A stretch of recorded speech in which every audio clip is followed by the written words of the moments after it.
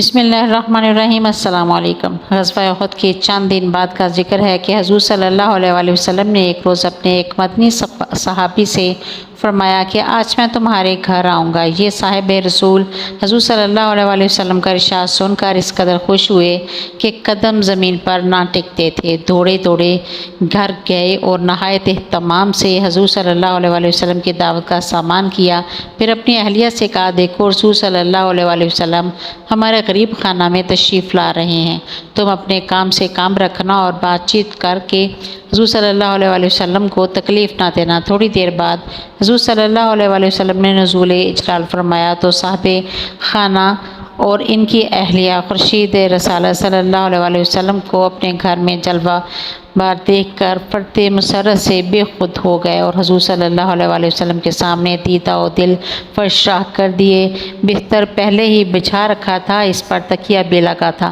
حضور صلی اللہ علیہ وآلہ وسلم سے درخواست کی کہ یا رسول اللہ کچھ دیر آرام فرمائیے۔ آپ صلی اللہ علیہ وآلہ وسلم مصروف خواب استراحت ہوئے تو ان صاحب نے اپنے غلام سے فرمایا کہ جلدی سے بکری کے اس بچے کو ذبح کر کے پکا لو، ایسا نہ ہو کہ آپ صلی اللہ علیہ وآلہ وسلم جاگتے ہی منہ ہاتھ دھو کر روانہ ہو جائیں۔ حضور صلی اللہ علیہ وآلہ وسلم بیدار ہو کر منہ ہاتھ دھونے سے فارغ ہوئے تو ان صاحب نے فوراً آپ صلی اللہ علیہ وآلہ وسلم کے سامنے دسترخوان بچھا دیا اور والہانہ ذوق و شوق کے ساتھ اپنے آقا صلی اللہ علیہ وآلہ وسلم کی خدمت اقدس میں گوشت، قرمہ اور پانی پیش کیا۔ حضور صلی اللہ علیہ وآلہ وسلم بہت مسرور ہوئے اور صحابہ خانہ سے مخاطب ہو کر فرمایا، شاید تم کو علم ہے کہ میں گوشت رغبت سے کھاتا ہوں۔ انہوں نے عرض کیا، ہاں یا رسول اللہ صلی اللہ علیہ وآلہ وسلم۔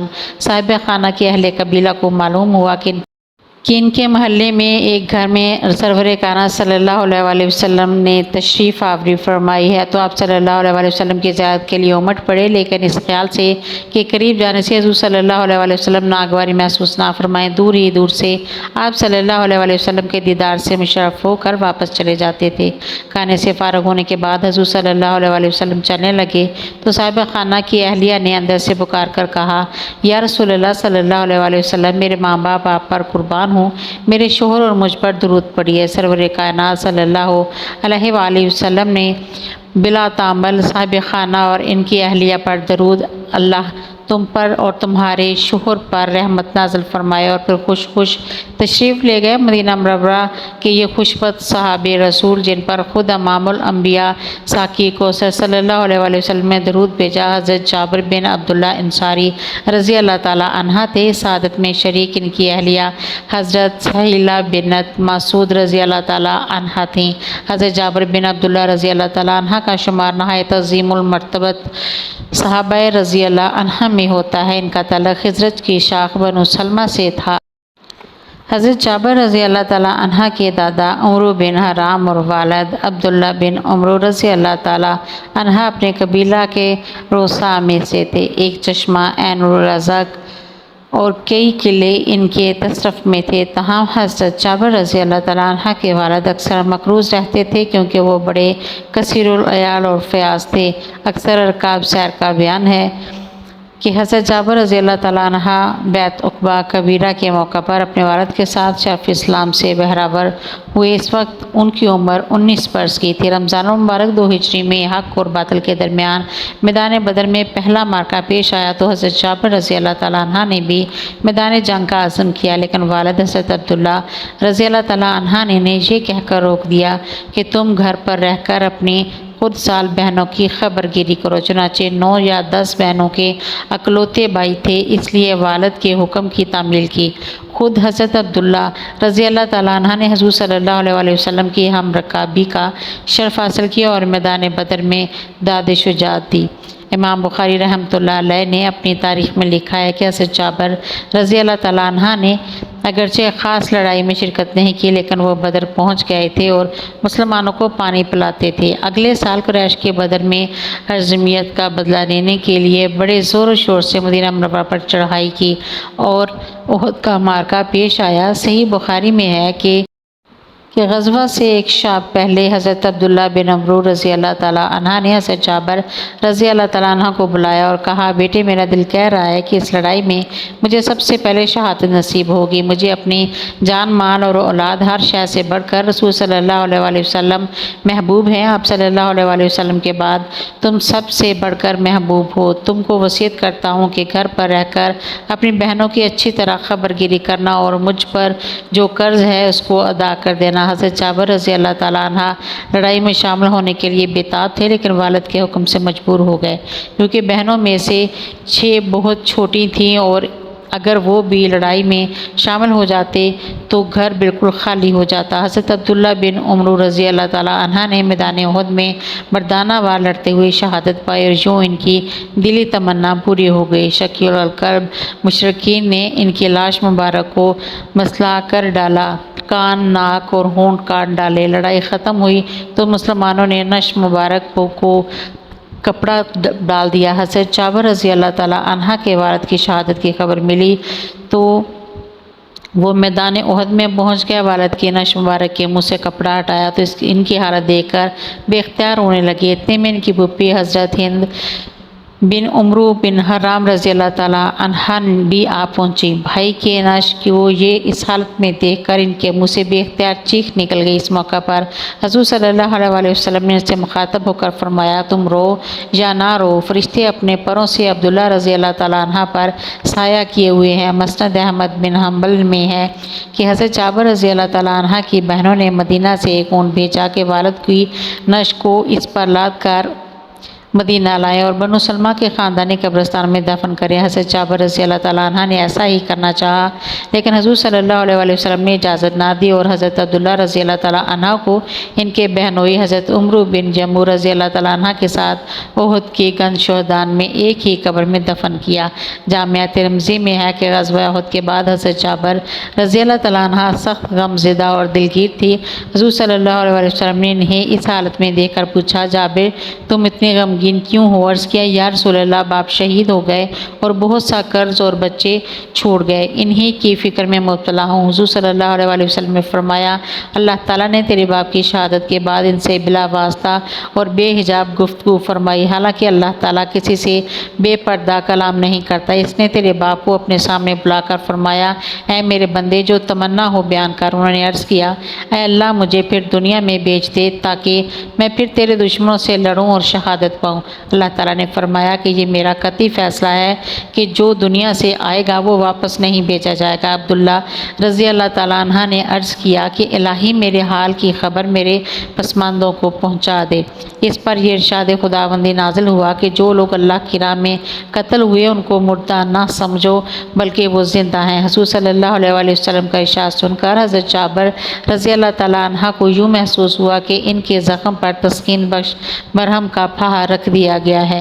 اس واقعہ کے چند دن بعد حضور صلی اللہ علیہ وآلہ وسلم صبح کے وقت حضرت جابر رضی اللہ تعالیٰ عنہ کے ایک باغ میں تشریف لے گئے اور ان کے 2 باغوں سے جو کھجور حاصل ہوئی تھی ان کے ڈھیر پر بیٹھ گئے۔ اس سے پہلے حضور صلی اللہ علیہ وآلہ وسلم حضرت جابر رضی اللہ تعالیٰ عنہ کے یہودی قرض خواہوں کو کچھ رعایت کرنے یا قرض 2 قسطوں میں وصول کرنے کی ترغیب دے چکے تھے، لیکن انہوں نے صاف انکار کر دیا۔ اب حضور صلی اللہ علیہ وآلہ وسلم نے حضرت جابر رضی اللہ تعالیٰ عنہ کو حکم دیا کہ تم کھجوریں تقسیم کرنی شروع کرو۔ انہوں نے کھجوریں بانٹنی شروع کی اور حضور صلی اللہ علیہ وآلہ وسلم دعا میں مشغول ہو گئے۔ اللہ کی قدرت، کھجوروں میں اتنی برکت ہوئی کہ تمام قرض ادا ہونے کے بعد بھی کثیر مقدار میں بچ گئی۔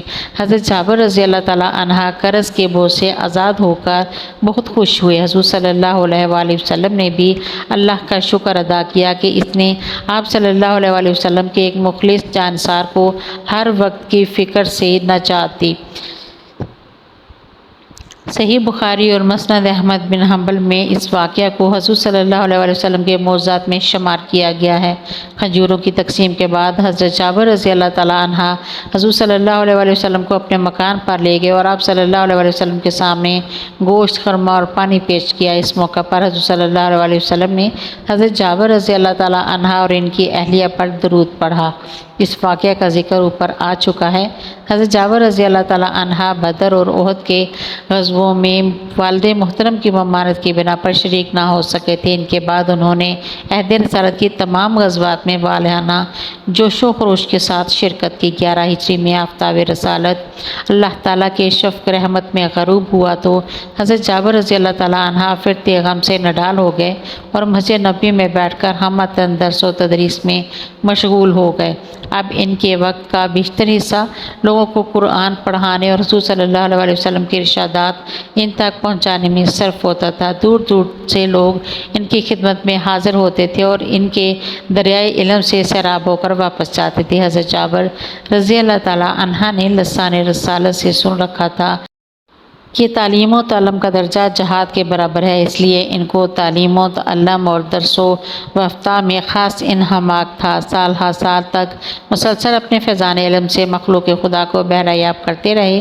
حضرت علی رضی اللہ تعالیٰ عنہ کے عہد خلافت میں حضرت امیر معاویہ رضی اللہ تعالیٰ عنہ نے مخالفانہ طرز عمل اختیار کیا تو حضرت جابر رضی اللہ تعالیٰ عنہ نے حضرت علی رضی اللہ تعالیٰ عنہ کی پرزور حمایت ہی ابن اسیر رحمۃ اللہ علیہ کا بیان ہے کہ انہوں نے حضرت علی رضی اللہ تعالیٰ عنہ کے لشکر میں شامل ہو کر صفین میں امیر معاویہ رضی اللہ تعالیٰ عنہ کے خلاف لڑائی میں بھرپور حصہ لیا۔ اس کے بعد پھر مدینہ منورہ آ کر درس و افتاء میں مشغول ہو گئے۔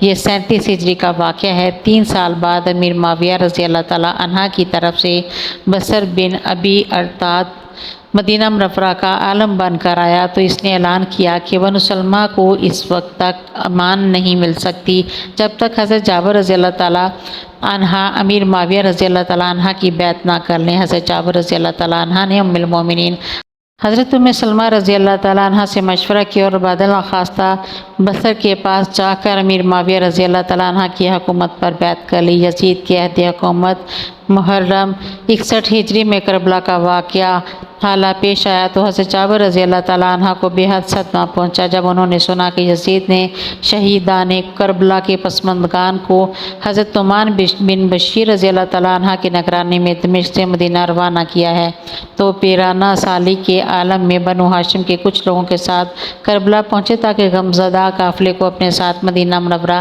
لائیں۔ خاندان رسالت کا مصیبت زدہ قافلہ جب دمشق سے کربلا پہنچا تو حضرت جابر رضی اللہ تعالیٰ عنہ نے آنسو اور آہوں کے ساتھ ان کا استقبال کیا۔ حضرت زینب رضی اللہ تعالیٰ عنہ نے بنو ہاشم کے لوگوں اور حضرت جابر رضی اللہ تعالیٰ عنہ سے مخاطب ہو کر فرمایا، اے بنی ہاشم تمہارا چاند غروب ہو گیا ہے۔ میرے نانا کے صحابی تو نے جس بچے حضرت امام حسین کو کبھی اپنے آقا صلی اللہ علیہ وسلم کے دوش مبارک میں سوار کیا تھا، اس کا جسم اتر گھوڑوں کے سوموں میں پامال ہو گیا۔ حضرت جابر رضی اللہ تعالیٰ عنہ اور اس موقع پر موجود دوسرے لوگ حضرت زینب رضی اللہ تعالیٰ عنہ کی باتیں سن کر بے اختیار رونے لگے۔ اس کے بعد وہ اس مصیبت زدہ قافلے کے ساتھ مدینہ منورہ پہنچے۔